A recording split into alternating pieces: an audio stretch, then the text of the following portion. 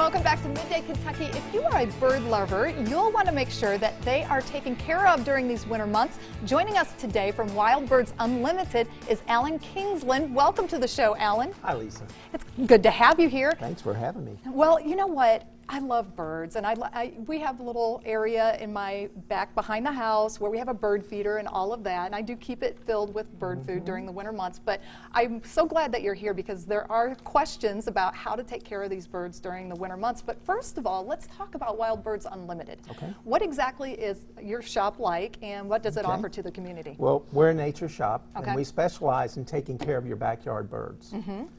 We've been in Lexington, it'll be 30 years this year. Wow. So we're going to have a big celebration the entire month of September. Wonderful.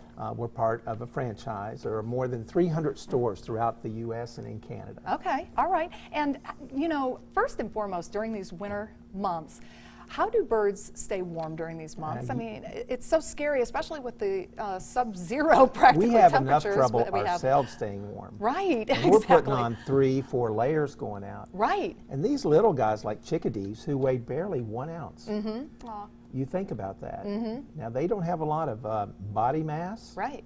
and surface area to draw in a lot of the heat from the sun. They count on their feathers. Yeah, and that's So really it then. That's pretty much it, and they have to eat. Yes. And that's where we can really come Very, in. very important. Well, what are some of the best foods that we can, speaking of eating, what are some of the best foods that we can purchase for our birds Well, in the what backyard? you want to look for, and we can definitely help folks who come into the store for the first time, is you want to look for a good feeder to start with. Okay. Something that's going to be durable. I like to start with a foundation feeder that's going to be large. It's going to be durable, and it's going to hold enough food for 3 or 4 days in case something happens and you can't get out to that feeder. Right. And then you want to offer other things other than seed. You want to offer suet and probably worms. Okay, what's suet? I don't know what Suet is rendered beef kidney fat, Okay. and birds rely on fat to get them through the winter. Ah, okay. They, among all the animals, birds can transfer fat into energy better than any other type of animal in the world. Well, there you have it. So a high-fat diet is where it's at. Okay.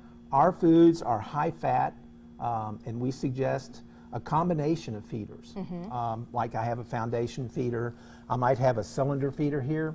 We have seed cylinders that are round. They've got all the seeds stuck together. This particular one has everything in it, so it's going to draw in the most kinds of bird. It has seeds, nuts, fruit, and worms. Yes, because of the different types of bird seed, I know that they attract different types of birds and whatnot. What is good? What are some of the more popular birds in the wintertime? Well, in the wintertime, we get birds that actually migrate here from the north. Really? And they stay here through the winter because it is bitterly cold up Right, north. it is, it is. And a lack of food will drive them down here. Sometimes they're called eruptions of birds. Yeah. We're expecting an eruption of snowy owls to come down this year. Interesting. That's possible, but we've got birds like juncos. They're little dark gray birds with white chests. They're ground feeding birds along with white-throat sparrows. So having a ground feeder, sprinkling some seed out on the ground, they love millet.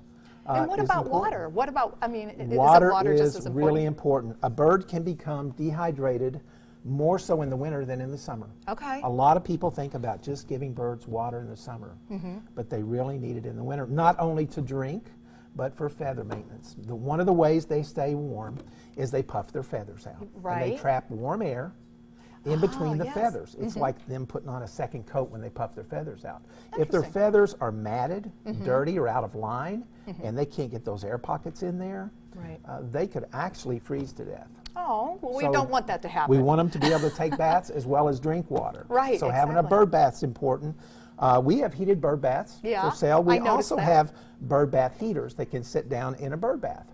Very And nice. this particular one is guaranteed for 3 years. It has a thermostat. It doesn't run all the time, but it's going to provide the birds with drinkable water and a place to take a bath, which is really important for them. Well, Alan, thank you so much for coming in and giving us some ideas you. as far as how to take care of our birds that are in the backyard. Thank you so much for being here. We Absolutely. appreciate it. And for coffee lovers, listen up. Allison Davis shows us a bulletproof coffee recipe on the other side of the break. Keep it right here. You're watching Midday Kentucky.